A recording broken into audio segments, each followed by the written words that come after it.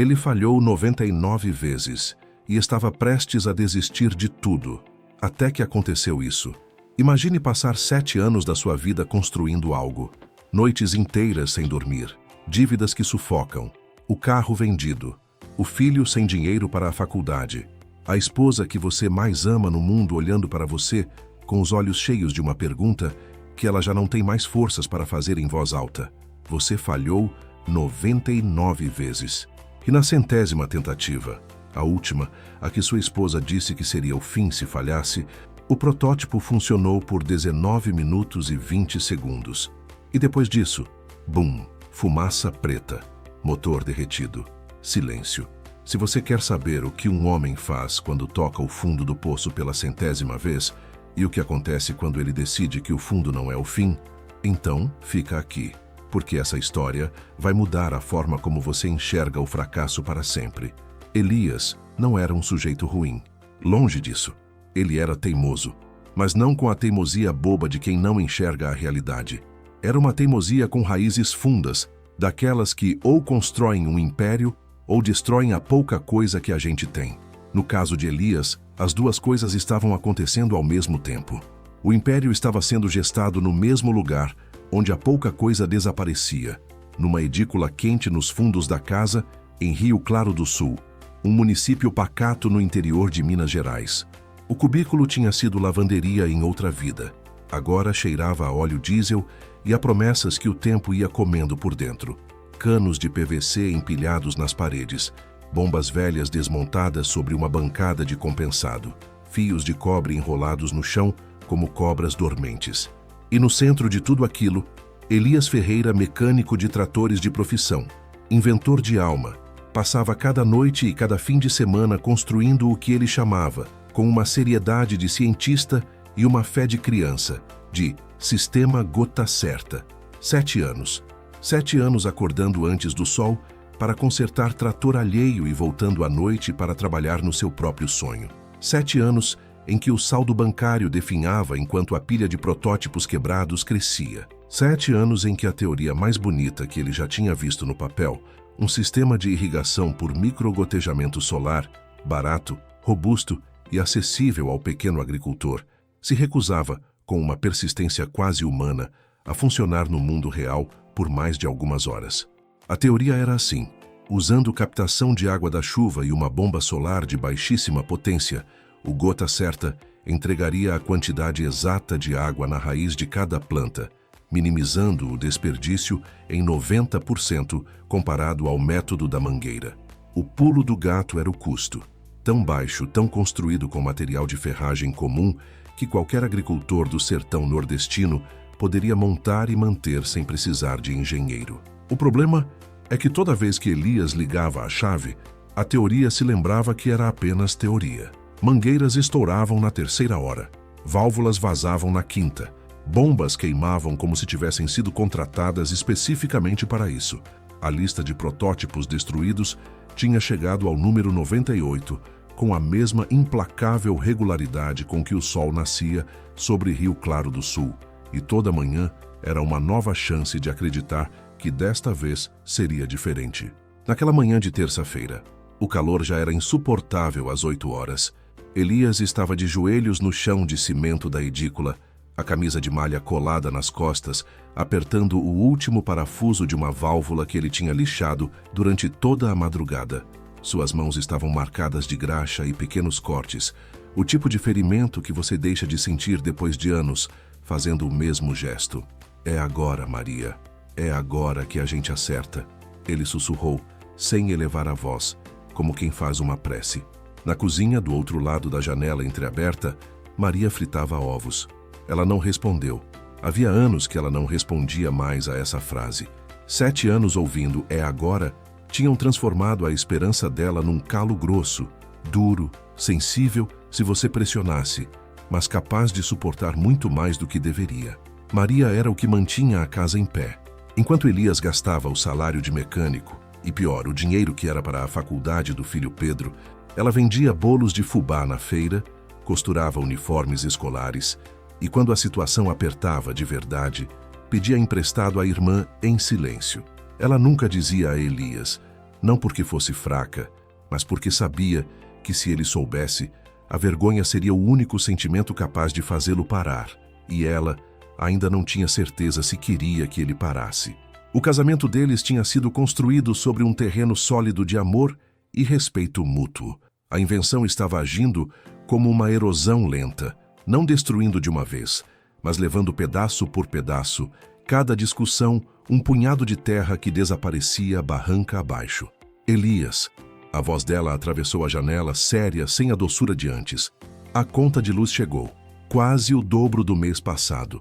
Ele limpou a graxa da mão na calça jeans e hesitou. A resposta que ele deu era a mesma de sempre. O novo motor consome mais, mas se der certo, paga essa e mais 10. Maria apareceu na porta da edícula com o avental florido e o semblante de quem carrega uma pedra que ninguém mais enxerga. Ela não estava brava, estava exausta, que é uma coisa muito mais difícil de suportar do que a raiva. Se der certo. Quando, Elias? A voz dela não levantou. Ficou baixa, firme, como quem já passou da fase de gritar. Você prometeu que o protótipo 50 era o último, depois o 70. Agora você está no 99. A gente vendeu o carro há 3 anos. O Pedro teve que parar o curso técnico porque não tínhamos como pagar o transporte. E você está aqui com esse monte de... Ela gesticulou para a pilha de peças. Não terminou a frase. Não é lixo, Maria. É o futuro.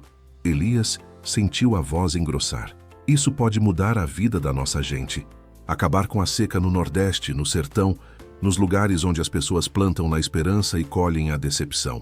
Eu sei que pode, ela disse. E foi isso que o partiu ao meio. Não o ceticismo, mas a crença intacta dela, sobrevivendo debaixo de toda aquela exaustão. Mas antes de mudar a vida de todo mundo, isso está acabando com a nossa. O seu Juvenal da padaria me olhou atravessado ontem. Ele sabe que você está gastando tudo aqui. A gente está afundando em dívidas e eu estou cansada de nadar. Elias sentiu o golpe. Não era a primeira briga. Cada uma deixava uma cicatriz mais funda, dessas que não fecham direito. Me dá só mais essa chance, Maria. O 99 é o número da sorte, você vai ver. O motor está calibrado, a pressão está correta. Eu só preciso de um teste de campo. Maria ficou em silêncio por um momento longo. Depois suspirou, com aquele peso de quem já tomou a decisão antes de abrir a boca. Tudo bem, Elias. Mas se essa bomba queimar de novo, você promete que a gente vende tudo? As ferramentas, o cobre. A gente usa o dinheiro para pagar as contas e eu dou entrada num curso à distância para o Pedro. Vender as ferramentas. Era assinar o atestado de óbito do sonho. Era desistir de si mesmo de uma forma que vai além do dinheiro. Era dizer que a pessoa que você tentou ser durante 7 anos não existe. Mas olhar para Maria com aquela expressão de derrota era pior do que qualquer falha técnica. Eu prometo, ele disse, a voz rouca. Se o 99 falhar, a gente vende tudo. Ele voltou para o cubículo. O peso da promessa pousou sobre os ombros dele como concreto.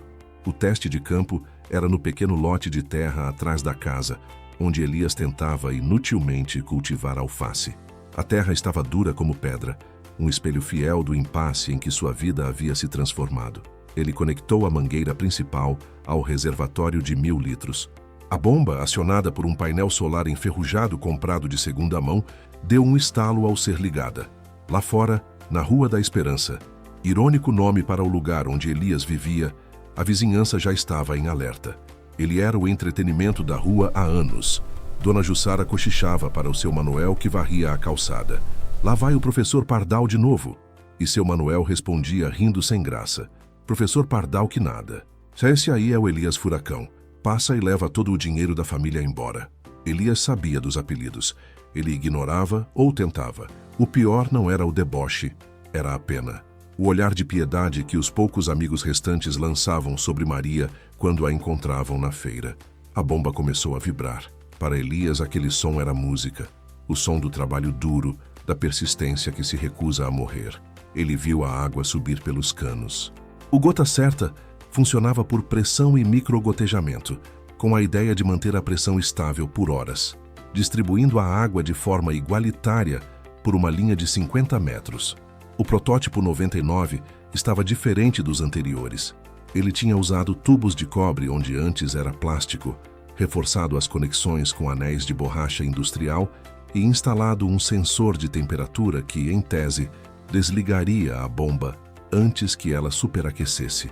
A água chegou à primeira linha de gotejadores. Gota, gota, gota. Perfeito. Elias sentiu um arrepio percorrer a espinha. Era a primeira vez em 7 anos que o sistema funcionava sem vazamentos iniciais. Ele correu para verificar a pressão no manômetro improvisado. Estável. Estava funcionando. Ele ficou parado no sol escaldante, observando a água dar vida à terra seca. 5 minutos. 10. 15. Maria apareceu na porta novamente. Havia um brilho de cautela nos olhos dela. A cautela de quem aprendeu a não comemorar cedo demais. Está funcionando?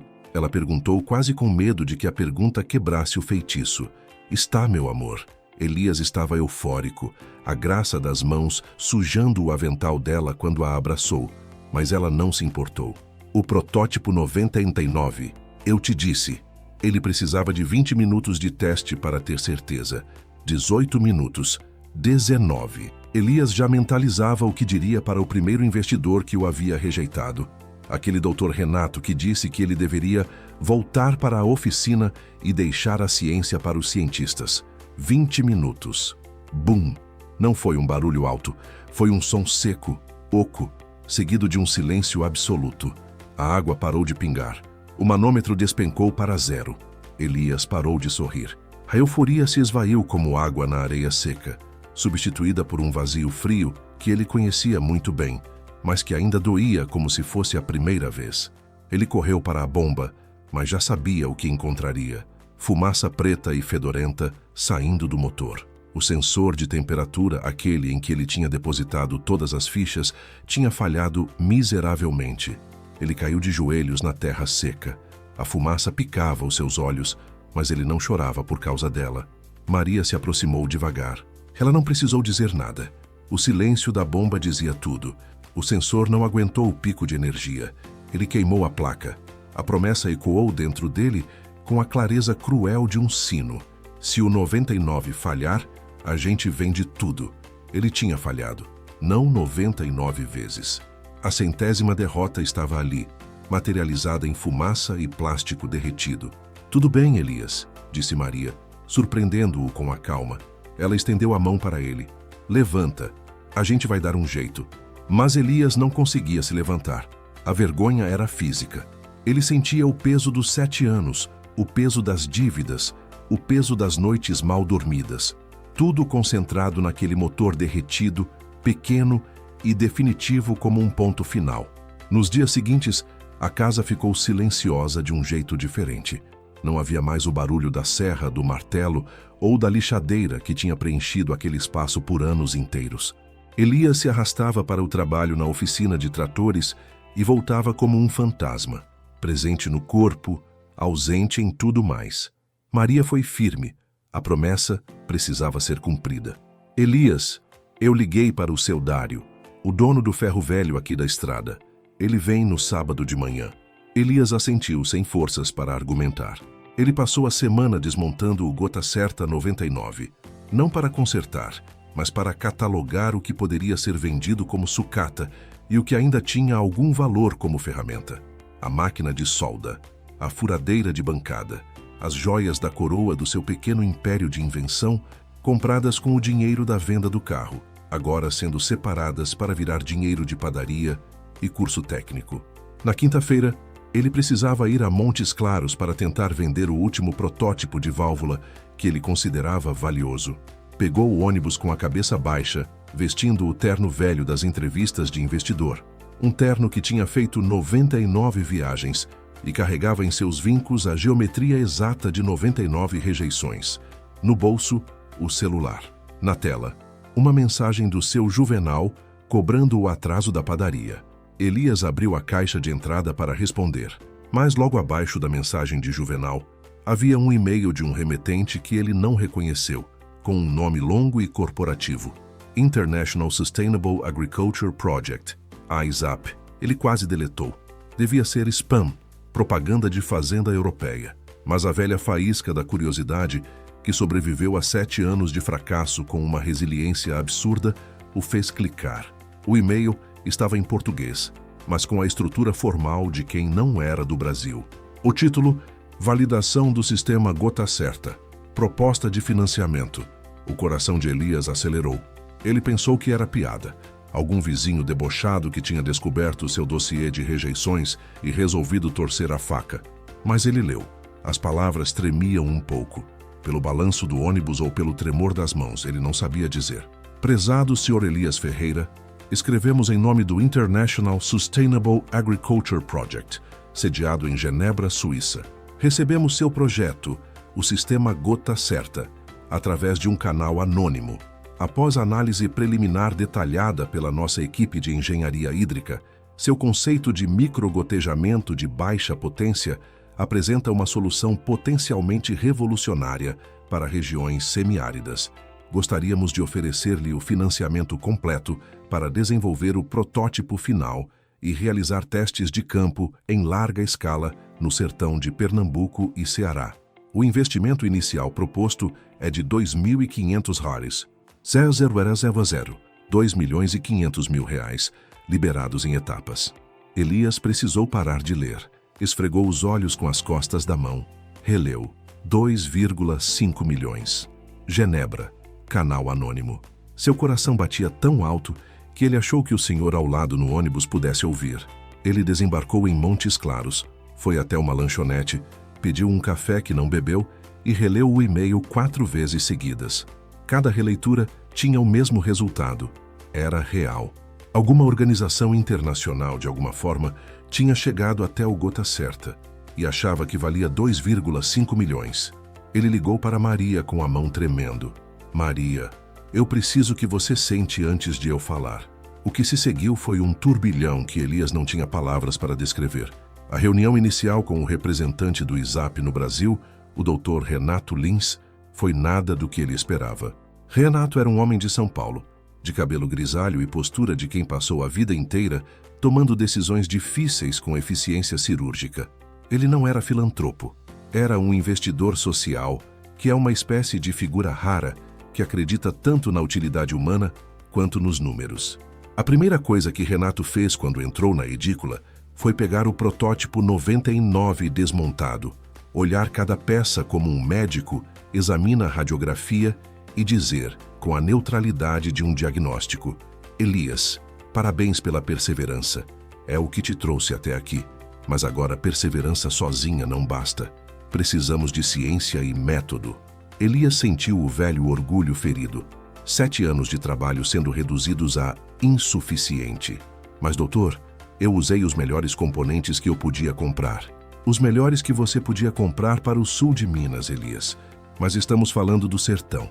Sol de 50 graus, poeira fina, água salobra, e o agricultor que vai instalar isso não tem PhD em hidráulica.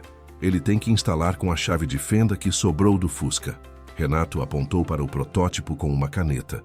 O seu sistema, na teoria, é genial. Na prática, ele é vulnerável. Qualquer partícula de sujeira entope a linha. Qualquer pico de temperatura queima a bomba. Você precisa de algo que o agricultor instale e esqueça por um ano. A parceria entre os dois era, nas palavras do próprio Elias, uma tortura produtiva. Renato era metódico, onde Elias era intuitivo. Renato perguntava o porquê de cada decisão com a insistência de um auditor fiscal. E Elias, que durante 7 anos havia respondido apenas a si mesmo, precisava aprender a traduzir sua intuição para a linguagem da engenharia certificada. A casa mudou.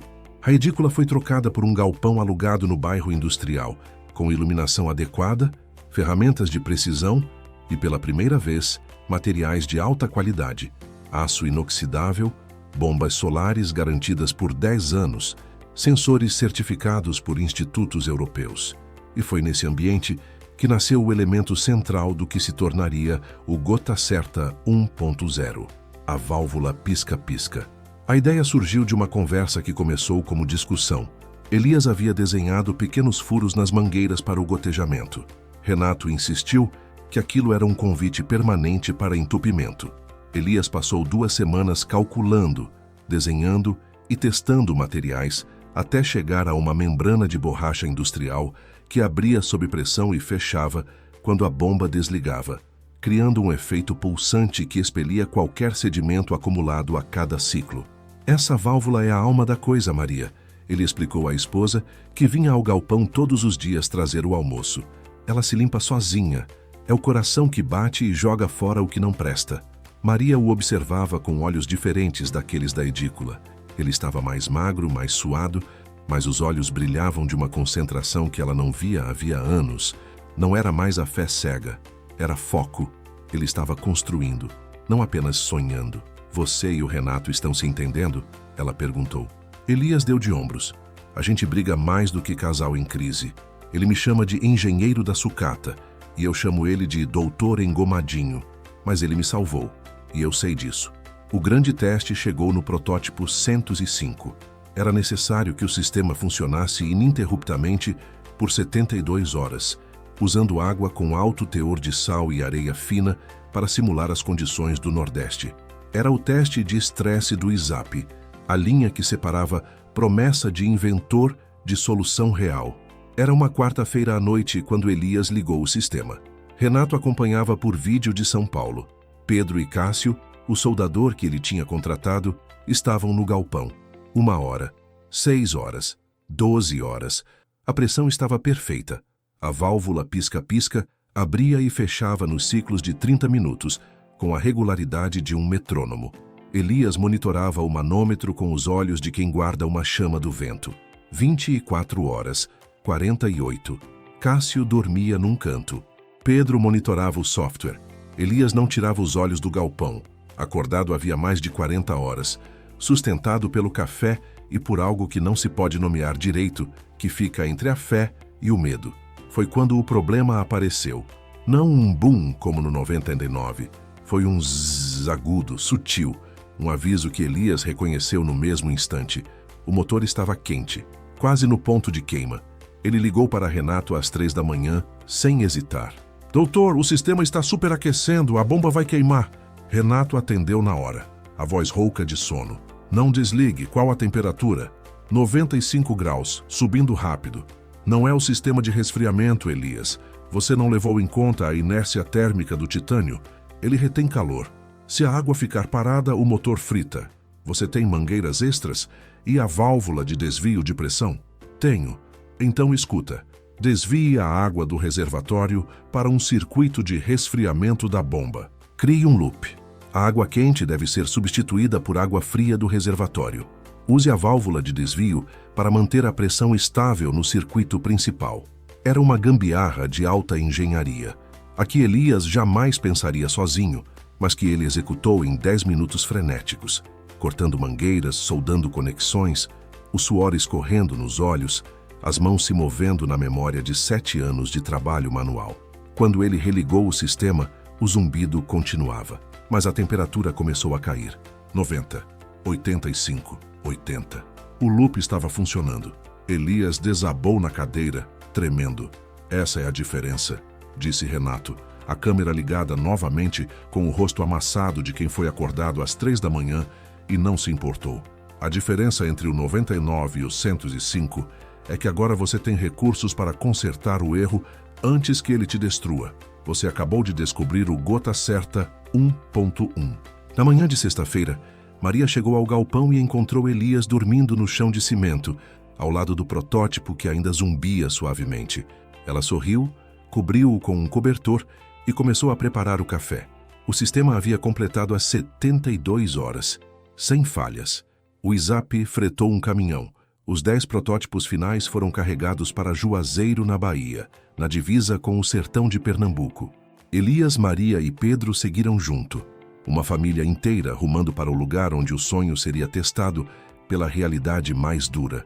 A despedida em Rio Claro do Sul foi um evento que Elias não esperava. Os vizinhos que antes riam vieram desejar boa sorte. Dona Jussara trouxe bolo de fubá. Seu Manuel, que tinha inventado o apelido Elias Furacão, veio com a esposa e disse, apertando a mão dele, "Me perdoa pelos apelidos. Você sempre soube de uma coisa que a gente não sabia. Vai com Deus." Elias não precisava de perdão. O sucesso é a melhor resposta que existe para o deboche. A viagem foi longa. A Mata Atlântica foi dando lugar ao Cerrado.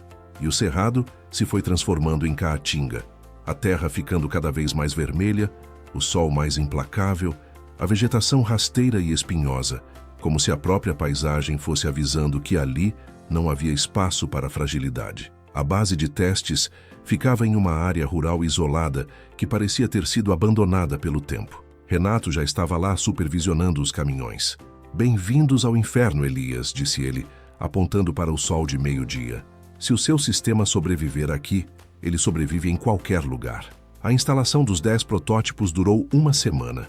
Eles usaram água de poço artesiano com alto teor de sais e ferro, a pior água possível, como se o sertão quisesse ter certeza de que estava mesmo sendo levado a sério. Os 30 dias de teste foram uma vigília. Elias passava o dia andando de lote em lote, verificando cada gotejador, cada conexão. Dormia mal, acordando para verificar a telemetria que Pedro monitorava no laboratório improvisado. No 7º dia, o protótipo número 4 parou de gotejar. Elias correu com o coração na garganta, certo de que o 99 tinha voltado para assombrá-lo em outro número. Mas quando ele desmontou a válvula pisca-pisca, encontrou o culpado. Um besouro minúsculo, típico da caatinga, que tinha entrado no sistema e travado a membrana. Elias e Renato instalaram telas de proteção de malha fina em todos os 10 sistemas em poucas horas. O teste continuou. No 28º dia, 2 dias antes do final, uma tempestade de areia atacou. O vento chicoteava o sertão, levantando uma cortina de pó vermelho que entrou em tudo, cobriu os painéis solares, ameaçou entupir cada conexão.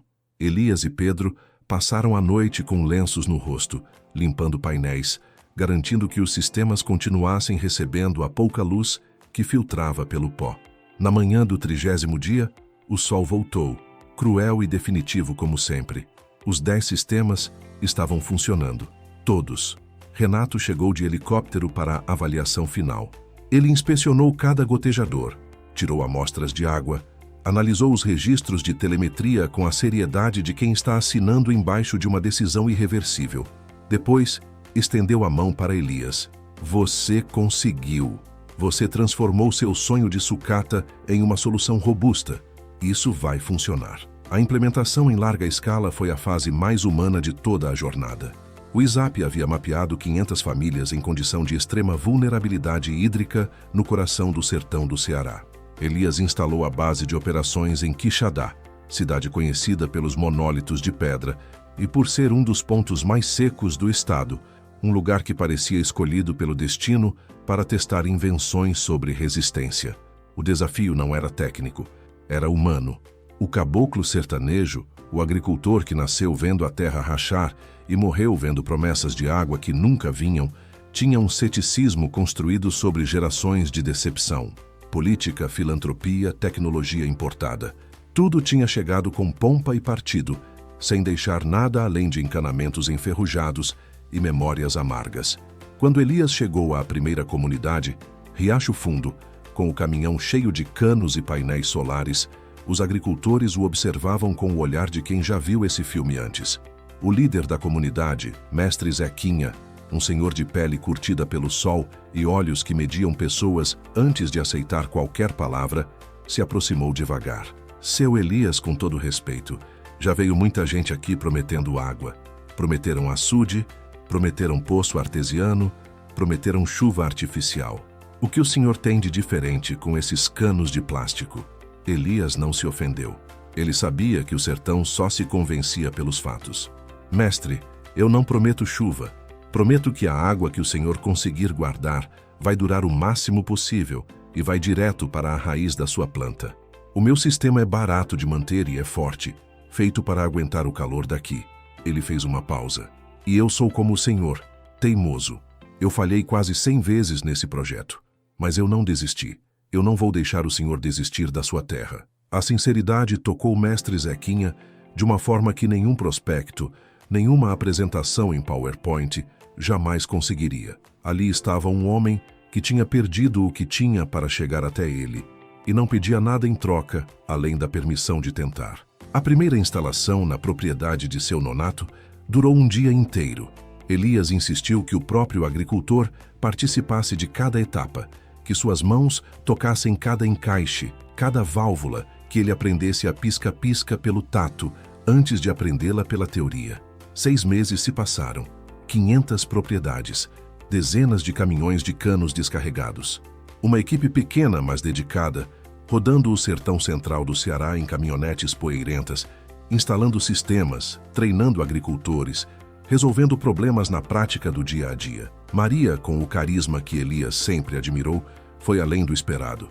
Ela organizou cooperativas femininas, ensinando as mulheres a aproveitar o excedente de água do Gota Certa para cultivar hortaliças de ciclo rápido, gerando renda extra onde antes não havia colheita possível.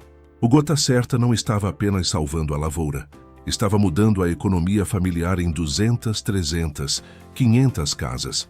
O ápice veio no 8º mês. Elias e Maria foram até a propriedade de seu nonato na época da colheita. Ao redor, a caatinga estava marrom e cinzenta, a terra rachada como sempre, o horizonte seco. Mas dentro dos limites da propriedade de nonato, havia um oásis que parecia pertencer a outro estado, outro país, outra lei da natureza.